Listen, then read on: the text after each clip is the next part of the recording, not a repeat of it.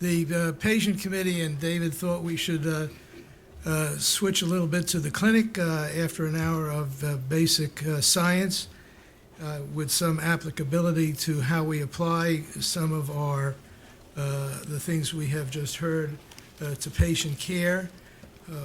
In the discussions regarding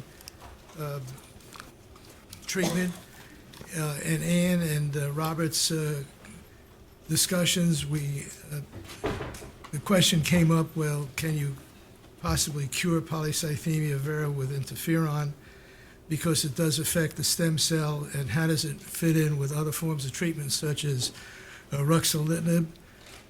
But before I do that, the patient committee and I in particular thought that it would be important to clarify some very basic laboratory considerations because of the fact that there's a lot of confusion about what is a hematocrit, how do you diagnose polycythemia vera, even in this day and age, and how do you actually measure a hematocrit and what does that mean?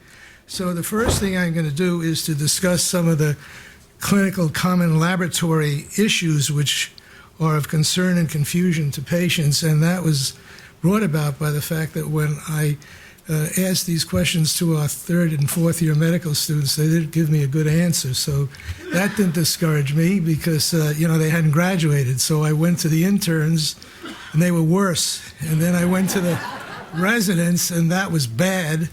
And then we tested on our hematology fellows, and I'm not going to tell Ann or David or the others here what the answers were. So I thought we would spend some time on that. So the first thing I'll do is what are we treating when we treat with all these drugs and the new things that you heard Dr. Mullally and Dr. Kralovic taught about. But I'm going to give you a little test, first of all, because you are in a medical center, and then clarify some of these commonly used laboratory tests and how we diagnose it, and treatment, and our conclusions. So first of all, everyone would agree the sky is blue, right? Right? Right. Grass is green? Right. Snow is white? Blood is red? Wrong. Blood can be blue, violet, green, or clear, and the job of taking oxygen to the cells relies on a substance called respiratory pigments, which in most vertebrates is hemoglobin. The oxygen carrier is iron in most vertebrates, and this is a metal that turns red in contact with oxygen, and that's why our blood is red. But as you can see here, that blood can be a variety of colors, blue, green, colorless, and that's because there are other metals that can do the job of carrying oxygen. So that was just to loosen up things a little bit, but we're coming back to hemoglobin. So first of all, as you all know, polycythemia is a generic term, just meaning poly, too many. Cythemia is a term for blood, and it's derived in hematology, I think, of all subspecialties, uses descriptive terms next to dermatology because the original hematologists didn't have much science to go to, so they used descriptive terms. It really means too many red cells. Polycythemia vera is a monoproliferative neoplasm encompassing those molecular abnormalities so well articulated by Robert and Ann. But there are many other causes of polycythemia, too many red blood cells, which we won't talk about today. And we will talk only about polycythemia vera, which is a disease characterized by the JAK2 abnormality and other abnormalities which we will mention. So first of all, the reason I showed the first introductory slides is that you must recall that red blood cells without hemoglobin are colorless. But a red blood cell that makes it red, as you now know, is because it carries iron in combination with hemoglobin. And when we look at a blood smear, the left panel shows a normal blood smear, and all the experienced hematologists in this group spend years training so that they can recognize a normal-looking blood cell with a normal amount of hemoglobin, and it has a normal sort of reddish hue to it. An iron-deficient cell, a smaller cell, is shown in the middle panel. And not only is it small, but it's less red. And a bigger cell, which is shown on the right, is seen in patients with diseases known as pernicious anemia. And those cells are not only large, but they have a certain amount of hemoglobin in them, which gives them a certain color, which you can readily distinguish between normal, small, and large. So you can determine a person's red blood cell count by obviously counting the number of red cells, and that was the historic way of doing it. And when I was a medical student, you had to sit there and count 5 million cells. There was a certain dilution factor. It was a very tedious kind of process. You can measure the hemoglobin within the cell because now you know that under normal circumstances, hemoglobin reflects what's in the red blood cell. Or you can measure what is called a hematocrit. A crit is a measurement, and a term heme referring to blood. And that was because it was much easier doing this than to count millions of red blood cells. So the hematocrit was determined as a ratio of these packed red cells to plasma in the whole blood. And it was used as a measurement and determined by spinning blood in tubes of blood at high speed in a centrifuge to separate cells in plasma, as shown in the right diagram. And the normal hematocrit is 45%. So that's where that number comes from. It means it's a ratio of the packed cells that you get when you spin the blood at high speed in a centrifuge so that it separates the red cells from the plasma. And in the older literature back in the 50s and 60s, it had a lot of relevance to the space program, where there's a lot of physics involved in the speed of the centrifuge, what was the diameter of the tubes that you used, etc. However, the confusion that comes in is that we no longer use the spinning technique for measuring a hematocrit. It is now a derived value. It's a calculated value, and I'll clarify that in just a moment. So here's the appearance of centrifuged blood in various conditions. In tube A is a normal hematocrit, and you can see that approximately 45% of the blood is packed cells and 55% of the blood is plasma, giving you a normal hematocrit of about 45% in a man. And it should be emphasized, as Dr. Spivak always insists, and I do too, that there's a gender difference between the hematocrit of men and women and red blood cell count of men and women of approximately 10 to 15%, and that's due to difference in testosterone levels, and that's true in all vertebrate species. Now, in the old days when they had these hematocrits, they thought you could differentiate different hematocrits by virtue of their patterns. That obviously is not correct. And I just list some of these examples in the next 5 tubes. But then we come to the tube on the right, which is polycythemia, and you note that there is a high ratio of red cells to plasma. And that's why patients with polycythemia have too many red blood cells, because of the fact that there is a higher concentration of red cells than plasma in a measured amount of blood. Now, this ratio is, the hematocrit is a ratio, so it doesn't reflect the total blood volume. And this is a very important concept to explain and a difficult one to everybody. So Ariella Burrell, my research assistant, said, well, think of it in terms of a cake or a cookie. So you can bake one chocolate chip cookie or a whole cookie cake from the same recipe, and that's the blood. And both of these desserts will have the same ratio of chocolate cookies to batter, but the cake will have more total chocolate chips, although a bite of each will be about the same. So you can measure a hematocrit from either a cookie or from a whole cake, because you're taking the same specimen, that tube. But if you really want to see how many chocolate chips are in that pie, you have to actually label the chips, because you got to then count them.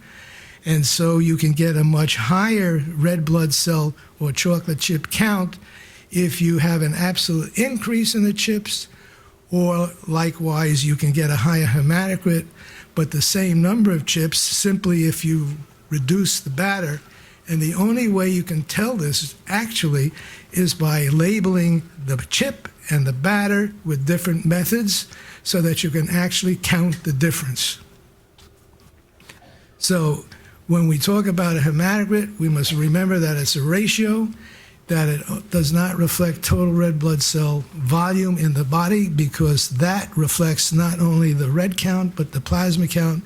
And there are many conditions in which the plasma volume changes, which will affect the hematocrit because of the fact that the fluid volume of the blood increases or decreases based upon the underlying condition in which we're dealing with. In that concept, we have a lot of trouble convincing our fellow hematologists, because they don't use a method known as chromium-51, which actually labels the red blood cells just like you could be labeling these chocolate chips. Now, what is even more confusing is the fact that we no longer use the hematocrit to measure the red blood cell count, even though in every one of your blood cell reports you will see a hematocrit value. And that is total confusion, not only to the patient, but to many doctors. And to my horror, I received a report from a major institution listing the hematocrit, but not the red blood cell count, in a report just given to me in a patient I saw in consultation. Using automatic blood counting machines, the total number of red cells, the hemoglobin, and actually the size of the cells, what we call the mean corpuscular volume, which you saw in the first slide, is actually determined. It's measured automatically. What has caused complete confusion is that the hematocrit now is a derived value. It's derived by multiplying the red count times the size of the cell.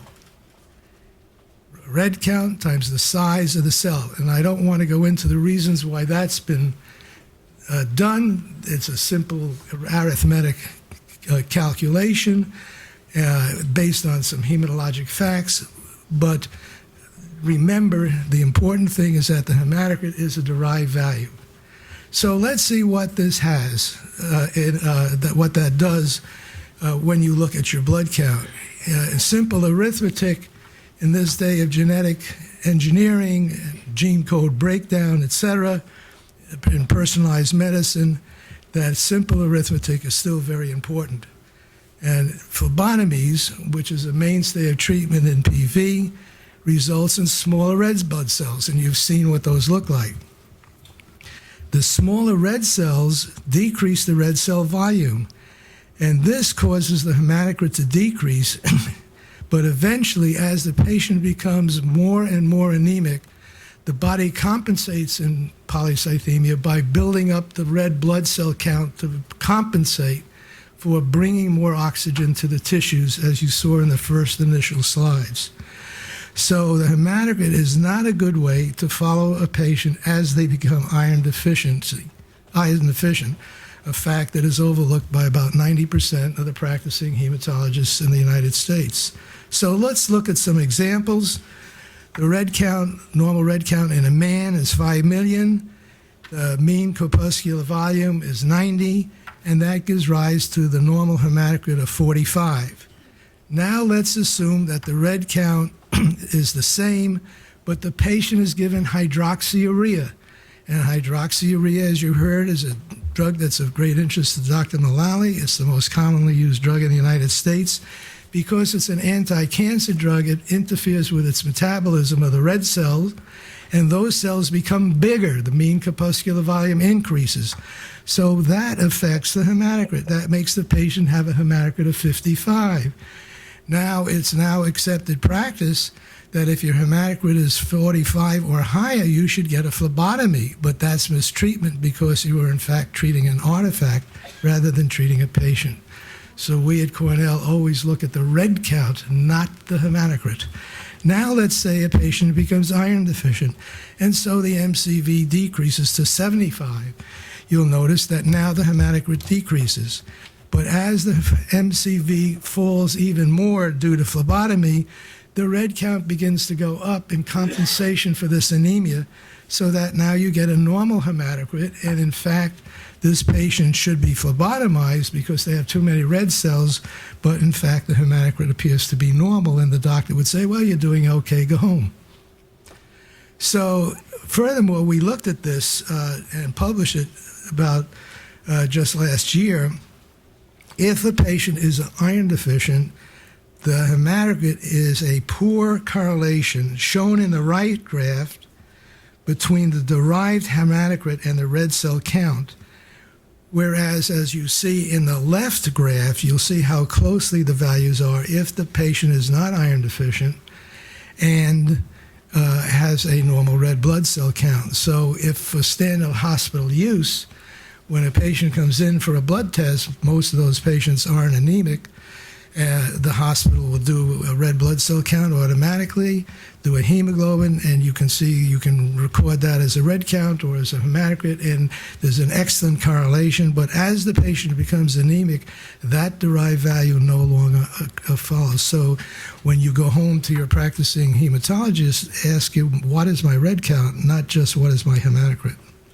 Now, this is important because it has been shown recently by Professor Barbui, corroborating what Jerry Spivak and I have said for years, that it's very important in a man to keep the hematocrit under 45 and a woman under 42. This is an idealized curve based on some laboratory studies. It really isn't an exact reproduction, but it shows the point that as the hematocrit rises on the bottom, on the abscissa, you'll notice that the thickness of the blood goes up dramatically, shown on the audit on the left. And that's why as your blood gets thicker, the viscosity gets higher, and therefore the patient is subject to a greater tendency to have thrombosis of major vessels, where this viscosity issue plays a great role. And that's why everybody agrees on bringing the red blood cell count down. So what about treatment? Well, for the reasons that I mentioned, phlebotomy is very important. And here is a publication from one of our colleagues published in the leading blood journal, How I Treat Polycythemia, and I'm quoting exactly from this journal, a 47-year-old dentist with a hemoglobin of 23, a hematocrit of 69%. No one would argue that this patient has polycythemia. We know it's polycythemia vera now because of the fact that that patient was also JAK positive. This patient had a low ferritin. That's a chemical test that carries iron. We don't even bother with that because we know from looking at the blood whether or not a patient is iron deficient. And this patient for polycythemia had a relatively low count. As you heard Dr. Kralovic say and Dr. Mullally, the stem cell affects not only the red cell but also the other cells of the myeloid series, and that includes the megakaryocytes. So typically, as you might know, the megakaryocytes are increased in P. vera, and the platelet count is high. But anyway, this patient was treated initially with 13 phlebotomies and then maintained at 6 per year. Because phlebotomy was a treatment elected in this patient in Italy. And notice that, as I quote, complaints of increasing asthenia, that means weakness that limits some activities, ascribed to severe iron deficiency. Now, in our opinion, and there are no Italian colleagues here, I would think that's not the way we would handle this patient. So, first of all, we should look at what are phlebotomy requirements in patients with polycythemia vera, and this is the only published data in the world because we really surveyed 34 patients in detail, what were their phlebotomy requirements, and divided them in quartiles, as you see on the left column. In the middle are the number of patients, they're about equally distributed, and the number of phlebotomies they required in the year prior to interferon. And in the right-hand column, you'll notice the mean, and then next to it, the median. So it ranged from a low requirement to a very high requirement, as high as 25 phlebotomies per year. But the mean was around 10. So the patient we saw from Italy has a big requirement for phlebotomies and should, in fact, have had some other treatment, which we'll talk about in just a second. But this is a way to first evaluate a patient. If a patient requires only 2 phlebotomies a year, perhaps that might be sufficient treatment, because at that rate, those patients don't become iron deficient. But at the rate of 10 phlebotomies a year, or 12, or even 6, they're going to become iron deficient. So the myth of phlebotomy only is unacceptable as sole treatment. It's been known for years. A famous French hematologist and a group from Paris pointed out there's poor clinical tolerance. You got to stick a big needle in a vein, the veins collapse, etc. But the most important thing is you develop severe iron deficiency anemia. You activate the other factors. The body doesn't know that the blood is going into a bottle. It thinks it's bleeding. And so just like other factors become activated, and I hope Dr. Schaefer will talk about this afternoon, predisposing factors which lead to vascular complications may exist and develop. It's been my feeling that those patients who have been phlebotomized only have a tendency to develop early progression of myelofibrosis by 5 to 7 years, but not an original observation by me, since it was made by Najin back 25 years ago. But most importantly, many recent studies in the last 3 years have shown that the importance of iron homeostasis in body tissues, particularly in the brain and in the heart, are extremely important, and that the status of iron deficiency is really also an impairment to your health. So many suppressors have been used in the past. As you know, Hydrea has been the most common worldwide. We tend to use in elderly patients and selected individuals, as does the Mayo Clinic busulfan, and so do the English. But of course, our favorite is interferon. The problems with Hydrea have not been outlined for years, but the Polycythemia Vera study group, which existed many years ago, pointed out that in previously untreated patients, there were a 27% failure rate. Previously myelosuppressed patient, there was a failure rate in about 40%, and then there are issues with long-term toxicity. Now, everyone is interested in ruxolitinib, and this was just published again in the New England Journal of Medicine. I think ruxolitinib is very good for symptomatic treatment, but as you heard from Dr. Mullally, it doesn't affect specifically the normal JAK. It doesn't specifically affect the abnormal JAK characteristic of PV from the normal JAK. As you can see, the endpoint achieved by this drug was 20% in patients in the ruxolitinib group. Now, we were interested in interferon for many years, and unfortunately the father of interferon, John Lindemann, died in January 22 of this year. In reading Gina Colada's article, it was very interesting for 2 reasons, because Lindemann never synthesized the molecular structure of interferon because he was working with inbred mice instead of doing a molecular analysis. But the second thing Gina Colada said, didn't mention, was the fact that interferon is of great value in the myeloproliferative diseases. So I wrote it. No, I didn't really write it. So the results of our initial results with low-dose interferon within 55 patients at Cornell show that all had clinical responses as defined, no thrombohemorrhagic episodes of clotting, and of course they were all phlebotomy-free. And that, most importantly, was that in contrast to other drugs, that there's a significant change in spleen size, irrespective of whether or not patients had prior hydroxyurea or not.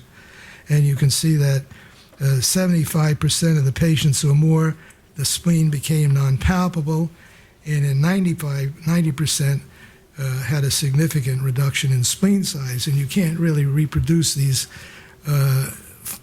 findings with any other drug except interferon, and these have been confirmed by investigators in Europe, in Scandinavia, and Paris in particular, and Germany. But most exciting was that there was a progression-free survival from thrombohemorrhagic events. Not one of these patients developed any significant thrombosis. And when we originally submitted the paper, the editor said, "Is this really correct?" And we said yes, and they published it, and now it's been confirmed by all users of interferon as something that's very specific about interferon affecting the vascular wall as well as suppressing hematopoiesis. So the other thing is that interferon is effective in treating the fibrosis that occurs in polycythemia, and that again emphasizes the importance of what Robert and Ann said about the importance of other cells, probably the megakaryocyte and its breakdown products. Here's a patient who had significant fibrosis, and 3 years later, relatively normal bone marrow. So everyone comes in and says, well, what's with my JAK2? So just let me make some clinical observations. The first significant decreases in JAK2 allele burden in patients treated with a long-acting interferon, PEG interferon, was Jean-Jacques Kalajian in Paris, and then it was reported by Serge Verstovsek, who will be speaking to us shortly. And as you know, we report the JAK2 allele burden in terms of 0 to 100%, and what that means we'll ask Robert later on during the question and answer period. We reviewed with Emil Kuriakos 55 of our patients with this JAK2 test done by Professor Cross in England, so the absolute reliability of the JAK2 burden was unequivocal. And we couldn't corroborate these findings, but looking back on their data and comparing it with ours, this difference may be related to dose or duration or degree of toxicity. So the therapeutic conundrum, is it preferable to maintain a complete hematologic response with the lowest interferon dose rather than to aim for JAK2 negativity? We think it's probably a quality of life issue, and we take the JAK2 as it comes. And so we would treat for clinical response rather than to shoot for some specific target. But most important, we have found that fibrosis and increased marrow cellularity, and this may be of interest to Ann, may occur even with low JAK2 allele burden, so that something else besides the JAK2 is going on.